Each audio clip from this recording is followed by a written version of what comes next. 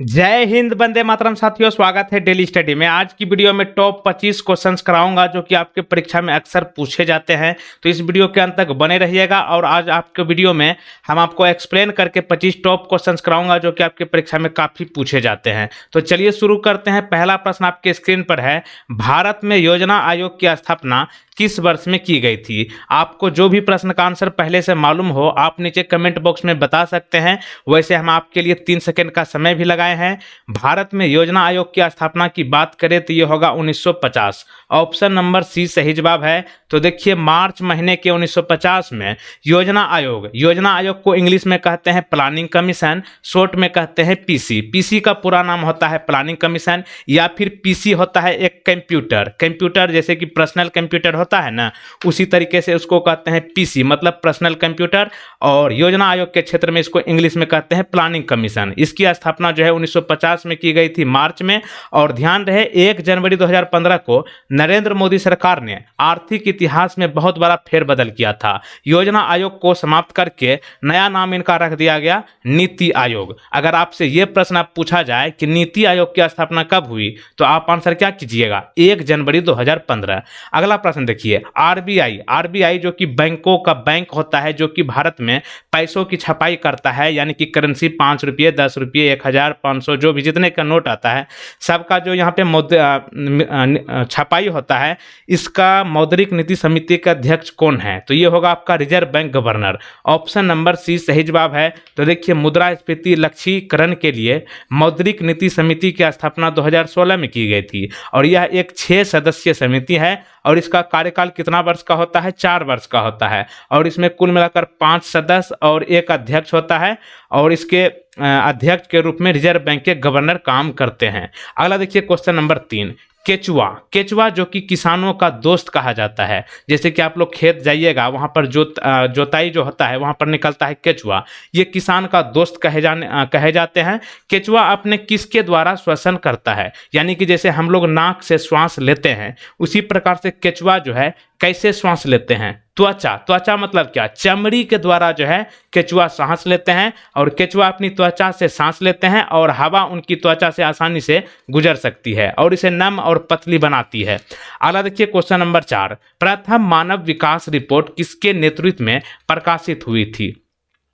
मानव विकास report मतलब human development report, ये पहली बार किसके नेतृत्व में प्रकाशित हुई थी? नाम होगा इसका महबूब उल हक। ऑप्शन सी के साथ आंसर कीजिए। तो देखिए, पहली मानव विकास रिपोर्ट यानी कि एचडीआर का पूरा नाम होता है ह्यूमन डेवलपमेंट रिपोर्ट और ये 1990 में पहली बार प्रकाशित की गई थी। United Nation Development Programme, Hindi में कहते हैं इसको संयुक्त राष्ट्र विकास कार्यक्रम, और महबूब उल हक के नेतृत्व में प्रकाशित की गई थी। और एचडीआई का बात करें, इसका मतलब नाम होता है पूरा मानव विकास सूचकांक, और ये जो है लोगों को अपनी क्षमताओं का विस्तार करने और किसी देश के विकास का आकलन करने के लिए जोर देने के लिए बनाया गया था।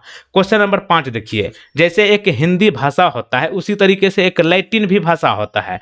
लैटिन में इग्नियस शब्द का क्या अर्थ है? इग्नियस शब्द की बात करें, ये लैटिन भाषा में होता है, इसका क्या अर्थ है?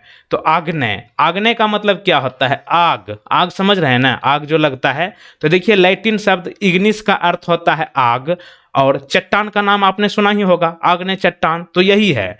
देखिए, चट्टान क्या होता है? कोई भी प्राकृतिक रूप से पाया जाने वाला ठोस द्रव्यमान या एक से अधिक खनिजों या खनिज पदार्थों का समुच्चय होता है। और ये पृथ्वी की पपड़ी समझ रहे हैं ना, क्रस्ट, ये चट्टानों से बनी होती है। और आग्नेय चट्टानें पृथ्वी के आंतरिक भाग से मैग्मा और लावा से बनती है, इसलिए उन्हें जो है प्राथमिक चट्टानों के रूप में जाना जाता है। तो ध्यान रखिएगा, लैटिन में इग्नियस शब्द का मतलब होता है आग्नेय को हम लोग क्या कहते हैं? आग, फायर। अगला देखिए, जारवास एक प्रहरी जनजाति, ये पाया जाता है इंडिया में। किस प्रदेश में पाई जाती है? क्या नाम बोला मैंने? जारवास। ये एक जनजाति है, ये जो है अंडमान और निकोबार द्वीप समूह में पाया जाता है। तो ऑप्शन बी को लॉक कीजिए और आगे मेरे साथ बढ़िए। अगला देखिए, मीराबाई चानू एक खिलाड़ी है, ठीक। मीराबाई चानू जो है ये किस खेल से जुड़े हुए हैं? मीराबाई चानू के बारे में यहाँ पे बात करें तो ये जो है एक भारोत्तोलक है। ऑप्शन नंबर ए यहाँ पे सही जवाब है। अच्छा, मीराबाई चानू जो है टोक्यो ओलंपिक में कौन सा पदक जीता था? रजत पदक जीता था। इनके अलावा अन्य खेल से जुड़े खिलाड़ी का नाम आपसे पूछे जा सकते हैं, जैसे दीपिका कुमारी। दीपिका कुमारी ये एक खिलाड़ी है, ये किस खेल से जुड़े हैं? तीरंदाजी। पूजा रानी किससे जुड़े हैं? मुक्केबाजी से। नेथरा कुमानन किससे जुड़े हैं? नौकायन से। क्वेश्चन नंबर नेक्स्ट देखिए, मूर्ति देवी एक पुरस्कार होता है, ठीक ना? मूर्ति देवी पुरस्कार जो है किस क्षेत्र में दिया जाता है? मूर्ति देवी पुरस्कार की बात करें तो यह दिया जाता है साहित्य के क्षेत्र में, ऑप्शन नंबर सी, यानी कि किताब छापने के क्षेत्र में दिया जाता है मूर्ति देवी पुरस्कार। तो देखिए, मूर्ति देवी पुरस्कार जो है भारतीय साहित्य पुरस्कार है और यह भारतीय ज्ञानपीठ एक साहित्यक और शोध संगठन द्वारा एक लेखक को वार्षिक रूप से प्रस्तुत किया जाता है। और यह पुरस्कार जो है भारतीय संविधान के 8वीं अनुसूची में एक लेखक को केवल अंग्रेजी और भारतीय भाषाओं में लेखन के लिए दिया जाता है। यहाँ पे एक और प्रश्न बनेगा कि 8वीं अनुसूची में क्या चीज का उल्लेख है? तो 22 भाषाओं का उल्लेख है। अगर क्वेश्चन घुमा के पूछेगा तो ऐसे पूछेगा कि किन अनुसूची में 22 भाषाओं का उल्लेख है, तो ध्यान रखिएगा 8वीं अनुसूची में। नेक्स्ट देखिए, कौन सी योजना 2022 तक शहरी और ग्रामीण क्षेत्रों में सभी के लिए आवास उपलब्ध कराने का इरादा रखती है? यानी कि इस वर्ष 2022 तक प्रत्येक जितने भी घर छोटे बड़े हैं सबको पक्का का घर बनाने के लिए कौन सा योजना लाया गया है भारत सरकार के द्वारा? तो इनका नाम है प्रधानमंत्री आवास योजना। आपको ध्यान रखना है, प्रधानमंत्री आवास योजना को पहले इंदिरा गांधी आवास योजना बोला जाता था, इंदिरा आवास। अब इसका नया नाम क्या कर दिया गया है? प्रधानमंत्री आवास योजना। अगला देखिए, कौन सा ग्रह वलयों की एक प्रणाली से घिरा हुआ है जो हजारों किलोमीटर तक अंतरिक्ष में फैला हुआ है? उस ग्रह का नाम बताइए जो वलयों की एक प्रणाली से घिरा हुआ है और यह हजारों किलोमीटर तक अंतरिक्ष में फैला है। तो यह होगा आपका शनि ग्रह। ऑप्शन नंबर बी यहाँ पे सही जवाब है। तो देखिए, शनि ग्रह वलयों की एक प्रणाली से घिरा हुआ है जो हजारों किलोमीटर तक अंतरिक्ष में फैला हुआ है। और शनि ग्रह के वलयों की खोज किसने की? गैलीलियो गैलीली ने। कब की? 1610 में। क्वेश्चन नंबर नेक्स्ट, भारत में प्रत्येक साल राष्ट्रीय पोषण सप्ताह किन तारीखों को मनाया जाता है? कौन सी बात हो रही है? राष्ट्रीय पोषण सप्ताह यह मनाया जाता है सितंबर 1 से सितंबर 7 तक। ऑप्शन नंबर ए, यानी कि 1 सितंबर से 7 सितंबर तक प्रत्येक साल जो है राष्ट्रीय पोषण सप्ताह मनाया जाता है।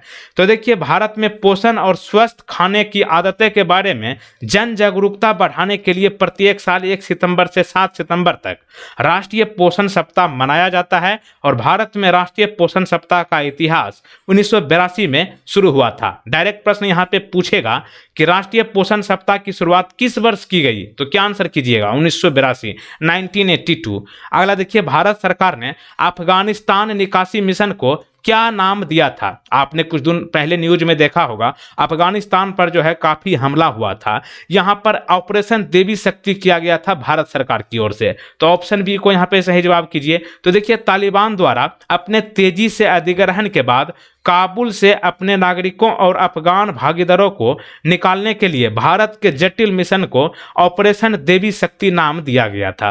अगला देखिए, अभ्यास इंद्र। इंद्र भगवान होता है ना, उसी तरीके से एक अभ्यास इंद्र होता है। यह किस देश के बीच आयोजित किया जाता है?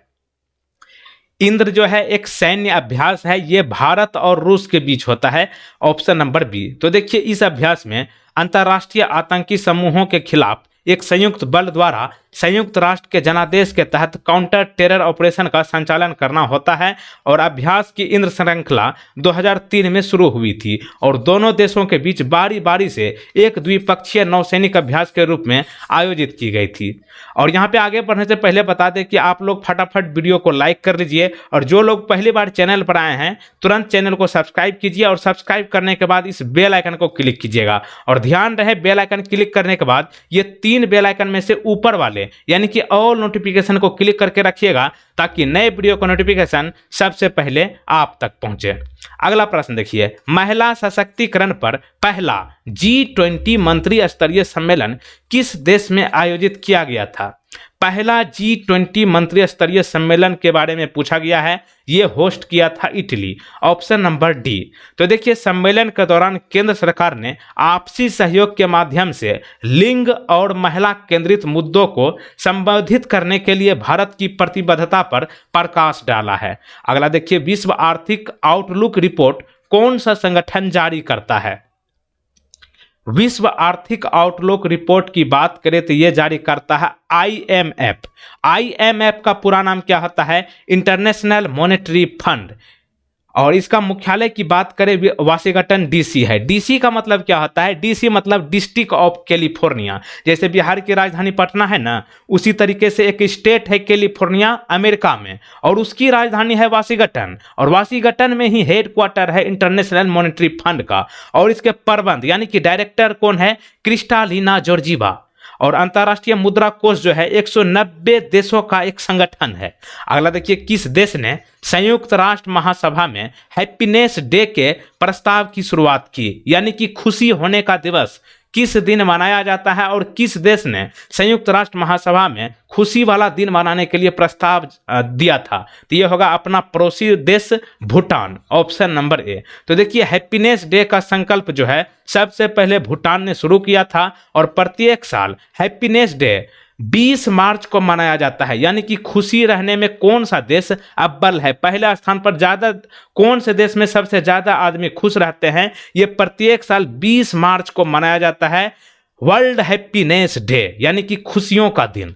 अगला देखिए, किसने कहा था स्वराज मेरा जन्मसिद्ध अधिकार है और मैं इसे लेकर रहूंगा? ये बातें किसने कही है? स्वराज मेरा जन्मसिद्ध अधिकार है और मैं इसे लेकर रहूंगा, ये कहा है बाल Gangadhar Tilak. Option number B यहाँ पे सही जवाब है। तो देखिए बाल गंगाधर तिलक ने नारा दिया है स्वतंत्रता मेरा जन्मसिद्ध अधिकार है और मैं इसे लेकर रहूंगा। और स्वराज शब्द सबसे पहले बाल गंगाधर तिलक ने गढ़ा था, और बाल गंगाधर तिलक को लोकमान्य तिलक के नाम से भी जाना जाता है। अगला देखिए, भारत का पहला आधुनिक आदमी किसे माना जाता है? आधुनिक आदमी की बात करें तो ये होगा आपका C number, Raja Ram Mohan Roy. Option number C. आप लोग जैसा कि जानते हैं राजा राम मोहन राय जो है सती प्रथा को खत्म किया। सती प्रथा क्या होता है कि पहले जमाने में क्या होता था, अगर पति पत्नी में जिसका पति पहले मर जाता था तो उस पत्नी को भी उस पति के साथ जिंदा जला दिया जाता था। इसी को कहा जाता था सती प्रथा। सती प्रथा को खत्म किया है राजा राम मोहन राय जी। और राजा राम मोहन राय जी का जन्म 1772 में हुआ और इसका मृत्यु जो है 1833 में हुआ, और बंगाल प्रेसिडेंसी के राधानगर में पैदा हुए थे। और ये जो है एक बंगाली हिंदू परिवार से थे, और इनका लोकप्रिय नाम आधुनिक भारत के जनक, बंगाल पुनर्जागरण के जनक और आधुनिक भारत के निर्माता कहे जाते हैं। अगला देखिए, ऑस्ट्रेलियाई टीम किस देश के विरुद्ध यानी कि खिलाफ एसेज खेलती है? एसेज एक खेल कप है, ठीक ना। ये किन दो देशों के बीच होता है? तो ये होता है ऑस्ट्रेलिया और इंग्लैंड के बीच। ऑप्शन बी सही जवाब। तो देखिए एसेज कप जो है इंग्लैंड और ऑस्ट्रेलिया के बीच खेला जाता है, और एसेज शब्द पहली बार तब प्रयोग में आया था जब ऑस्ट्रेलिया ने इंग्लैंड को पहली बार उनकी धरती पर हराया था। क्वेश्चन नंबर नेक्स्ट देखिए, बहाई मंदिर कहाँ स्थित है? बहाई एक टेम्पल यानी कि मंदिर का नाम है, मतलब आप कमल का फूल देखे हैं ना, उसी प्रकार से आप चित्र में देख लीजिए, ऐसा होता है मंदिर। इसको टेम्पल कहा जाता है, कमल का फूल, लोटस टेम्पल, ठीक ना। और इसको बहाई मंदिर भी कहा जाता है। ये कहाँ है? भारत की राजधानी नई दिल्ली में है। तो ऑप्शन बी को यहाँ पे लॉक कीजिए और आगे चलिए। अगला देखिए, इनमें से कौन सा शास्त्रीय नृत्य, नृत्य मतलब नाच, डांस, ठीक ना, तो कौन सा शास्त्रीय नृत्य केरल से संबंधित है? अक्सर ये प्रश्न पूछा जाता है। शास्त्रीय नृत्य की बात करें केरल से संबंधित वाला तो ये होगा कथकली। ऑप्शन नंबर सी। देखिए भारत में कुल मिलाकर 8 शास्त्रीय नृत्य का प्रश्न पूछा जाता है, जिनमें कि पूछा जाता है कि भरतनाट्यम किस राज्य से संबंधित है? तमिलनाडु। कथक किससे संबंधित है? उत्तर प्रदेश। कथकली किससे संबंधित है? केरल से। कुचिपुड़ी कहां से संबंधित है? आंध्र प्रदेश से। मणिपुरी कहां से संबंधित है? मणिपुर से। उड़ीसा कहां से संबंधित है? उड़ीसा से। सत्यत्रा कहां से संबंधित है? असम से। और मोहिनीअट्टम पूछा जाता है, ये जो है केरल से ही संबंधित है। अगला देखिए, मृतकों का ढेर यानी कि मृतकों का टीला, ये कौन जाने जाते हैं? यानी कि मरे हुए का टीला, ये जाना जाता है मोहनजोदारो। Option number D. तो देखिए सिंधु घाटी सभ्यता में सबसे पहले खुदाई पश्चिम पंजाब के हड़प्पा और सिंधु पाकिस्तान में मोहनजोदड़ो में की गई थी। और मोहनजोदड़ो का अर्थ क्या होता है? मृत पुरुषों का टीला, यानी कि मरा हुआ आदमी का टीला। और दूसरा नाम इसका है मृतकों का ढेर, इसको कहा जाता है मोहनजोदड़ो को। अगला देखिए 1194 में चंदावर के युद्ध में मोहम्मद गौरी ने किसे हराया था? वर्ष हो रही है 1194 की बात। इस समय जो है चंदावर का युद्ध हुआ था, इसमें मोहम्मद गौरी ने किसे हराया था? जयचंद।